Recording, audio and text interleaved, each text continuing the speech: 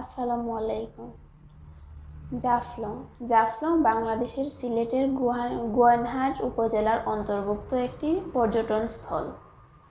জাফলং সিলেট শহর থেকে ৬২ কিলোমিটার উত্তর পূর্ব দিকে ভারতের মেঘালয় সীমান্ত ঘেঁষে খাসিয়া জৈন্তা পাহাড়ের পাদদেশে অবস্থিত এবং এখানে পাহাড় আর নদীর অপূর্ব সম্মিলন বলেই এই এলাকা বাংলাদেশের অন্যতম একটি পর্যটন স্থল হিসেবে পরিচিত। পর্যটনের সাথে জাফলং পাথরের জন্য বিখ্যাত। শ্রমজীবী মানুষেরা পাথরের কাজ করে জীবিকা নির্বাহ করে আসছে সেই বহু বছর যাবৎ। জাফলংয়ের অপর পাশে ডাউকি নদী জাফলং দিয়ে বাংলাদেশে প্রবেশ করেছে। মূলত পিয়াইন নদীর অববাহিকায় জাফলং অবস্থিত।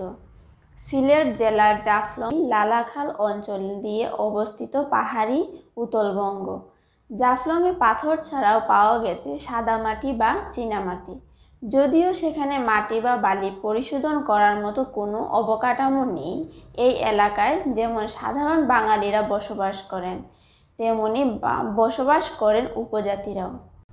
জাফলংয়ের বল্লা, সংগ্রামপুঞ্জি, নকশিয়াপুঞ্জি, লামাপুঞ্জি ও প্রতাপপুর জুড়ে রয়েছে ৫টি খাসিয়াপুঞ্জি। আদমশুমারি অনুযায়ী জাফলংয়ে ১৯৫৩ জন খাসিয়া উপজাতি বসবাস করেন। জাফলংয়ে রয়েছে জিরো পয়েন্ট। তামাবিল স্থলবন্দর জিরো পয়েন্টে অবস্থিত।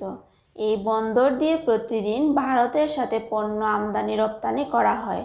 বিশেষ করে ভারত থেকে কয়লা আমদানি করা হয় জাফলংয়ের তামাবিলের মাধ্যমে। এইরকম আরও ভিডিও পেতে আমাদের চ্যানেলটি সাবস্ক্রাইব করে রাখুন। ধন্যবাদ।